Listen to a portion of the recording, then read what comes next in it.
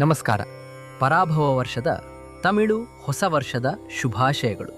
ಇತಿಹಾಸ ಸಂಶೋಧಕರು ಮುನ್ಷಟ್, ಮಹಾಶಿವನಾಡಿ ಜ್ಯೋತಿಷಿ ಆರ್ ಶಿವಸ್ವಾಮಿ ಮಾತನಾಡುತ್ತಿದ್ದೇನೆ.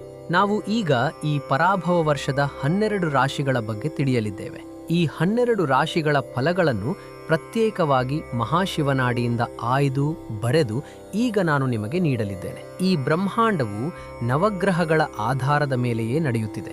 ವೇದಗಳಿಂದ ಹುಟ್ಟಿದ ಜಾತಕ ಫಲಗಳಿಗಾಗಿ 4,50,000 ಹಾಡುಗಳಿವೆ. ಎಲ್ಲವನ್ನೂ ಅರಿತ ಸಹದೇವನಿಂದ ಮಾತ್ರ ಆ ಫಲಗಳನ್ನು ಅತ್ಯಂತ ನಿಖರವಾಗಿ ಹೇಳಲು ಸಾಧ್ಯ. ಆದರೆ ಒಂದೇ ಒಂದು ರಾಶಿಯನ್ನು, ಅಂದರೆ ಕೇವಲ ಒಂದು ರಾಶಿಯನ್ನು ಇಟ್ಟುಕೊಂಡು ತನ್ನ ಸಂಪೂರ್ಣ ಫಲಗಳನ್ನು ಹೇಳುವುದು ಅಸಾಧ್ಯವಾದ ಮಾತು. ಹಾಗೆ ರಾಶಿ ಫಲವನ್ನು ಹೇಳುವವರು ತಮ್ಮ ಅನುಭವದ ಆಧಾರದ ಮೇಲೆ ಮತ್ತು ಗೋಚಾರವನ್ನು ಇಟ್ಟುಕೊಂಡು ಸ್ವಲ್ಪ ಫಲಗಳನ್ನು ಹೇಳುತ್ತಾರೆ. ಅದು ನಮ್ಮ ಜೀವನಕ್ಕೆ ಸ್ವಲ್ಪ ಮಟ್ಟಿಗೆ ಹೊಂದಿಕೆಯಾಗಬಹುದು.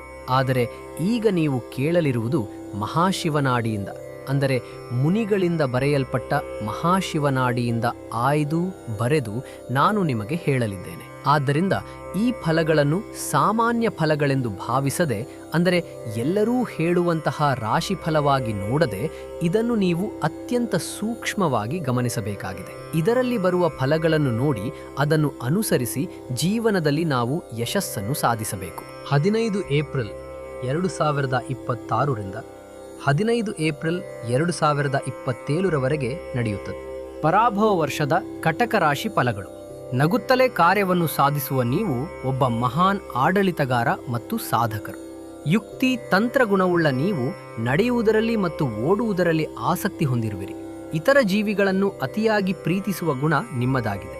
ಹೆಚ್ಚಿನ ಸ್ನೇಹಿತರನ್ನು ಹೊಂದಿರುವ ನೀವು ಕಟ್ಟಡಗಳು ಮತ್ತು ಭೂಮಿಯಿಂದ ಲಾಭವನ್ನು ಗಳಿಸುವಿರಿ. ಸ್ವಲ್ಪ ಕುಳ್ಳಗಿದ್ದರೂ ಮುನ್ಸೂಚನೆಯೊಂದಿಗೆ ಯೋಜನೆಗಳನ್ನು ರೂಪಿಸುವುದರಲ್ಲಿ ನೀವು ನಿಪುಣರು. ದೊಡ್ಡ ಮಟ್ಟದ ಸಂಪತ್ತನ್ನು ಸೃಷ್ಟಿಸಲಿರುವ ನಿಮಗೆ ವೈಯಕ್ತಿಕ ಸಿದ್ಧಾಂತ ಹಾಗೂ ಸಮಯೋಚಿತ ಬುದ್ಧಿ ಇರುತ್ತದೆ.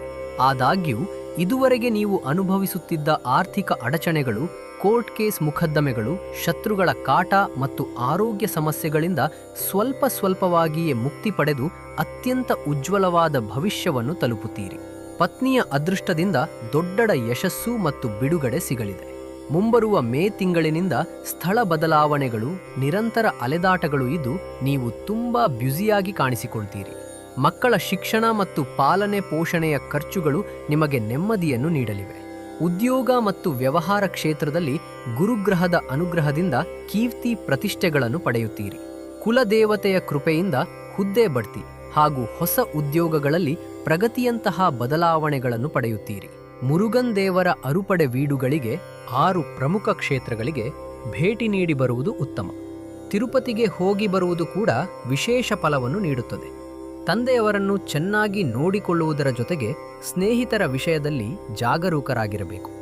ಮನಸ್ಸಿನಲ್ಲಿ ಮೂಡುವ ಹೊಸ ಧೈರ್ಯದಿಂದಾಗಿ ಮಾನಸಿಕ ಒತ್ತಡ ಕಡಿಮೆಯಾಗಿ ಸ್ಪಷ್ಟತೆ ಮತ್ತು ಶ್ರೇಷ್ಠತೆಯನ್ನು ಪಡೆಯುತ್ತೀರಿ. ಯೋಚಿಸಿ ಕಾರ್ಯಪ್ರವೃತ್ತರಾಗಿ ದೊಡ್ಡ ಯಶಸ್ಸನ್ನು ಸಾಧಿಸುತ್ತೀರಿ. ಮಕ್ಕಳಿಂದ ಉಂಟಾಗುವ ಸಣ್ಣ ಪುಟ್ಟ ಗೊಂದಲಗಳನ್ನು ನಿವಾರಿಸಿ ಧೈರ್ಯದಿಂದ ಜೀವನವನ್ನು ಯಶಸ್ಸಿನ ಹಾದಿಗೆ ಕೊಂಡೊಯ್ಯುತ್ತೀರಿ. ದೂರದ ಪ್ರಯಾಣವು ಆಯಾಸವನ್ನು ತಂದರೂ ಅವುಗಳಿಂದ ದೊಡ್ಡ ಮಟ್ಟದ ಪ್ರಯೋಜನವನ್ನು ಪಡೆಯುತ್ತೀರಿ. ರಾಜಕೀಯ, ಆಡಳಿತ ಕ್ಷೇತ್ರ, ರಿಯಲ್ ಎಸ್ಟೇಟ್ ಮತ್ತು ಕಟ್ಟಡ ನಿರ್ಮಾಣ ಕ್ಷೇತ್ರಗಳು ಕೈಹಿಡಿಯಲಿವೆ. ಪತ್ನಿಯೊಂದಿಗೆ ವಾದ ಮಾಡದೆ ಅವರನ್ನು ಅರ್ಥ ಮಾಡಿಕೊಳ್ಳಲು ಪ್ರಯತ್ನಿಸಿ. ಒಡಹುಟ್ಟಿದವರ ಸಹೋದರ ಸಹೋದರಿಯರ ಆರೋಗ್ಯದ ಕಡೆಗೆ ಗಮನ ಹರಿಸುವುದು ಅಗತ್ಯ. ಸಾಮಾನ್ಯವಾಗಿ ಈ ವರ್ಷ ನಿಮಗೆ ಒಂದು ಅತ್ಯುತ್ತಮ ವರ್ಷವಾಗಿದೆ. ನೀವು ಕನ್ಯಾ ರಾಶಿ, ಧನುರಾಶಿ ಮತ್ತು ಕುಂಭರಾಶಿಯ ಜನರೊಂದಿಗೆ ಅತ್ಯಂತ ಜಾಗರೂಕರಾಗಿರಬೇಕು. ಒಂದು ವೇಳೆ ಈ ರಾಶಿಯವರು ನಿಮ್ಮ ಕುಟುಂಬದ ಸದಸ್ಯರಾಗಿದ್ದರೆ ಅವರ ಮುಂದೆ ಶರಣಾಗಿ ಶಾಂತಿಯಿಂದ ಹೋಗುವುದು ಒಳ್ಳೆಯದು. ಧನಿಷ್ಠ, ಶತಭಿಷ ಮತ್ತು ಪೂರ್ವಾಭಾದ್ರ ನಕ್ಷತ್ರಗಳು ಬರುವ ದಿನಗಳಲ್ಲಿ ಅತ್ಯಂತ ಎಚ್ಚರಿಕೆಯಿಂದ ಇರುವುದು ಉತ್ತಮ.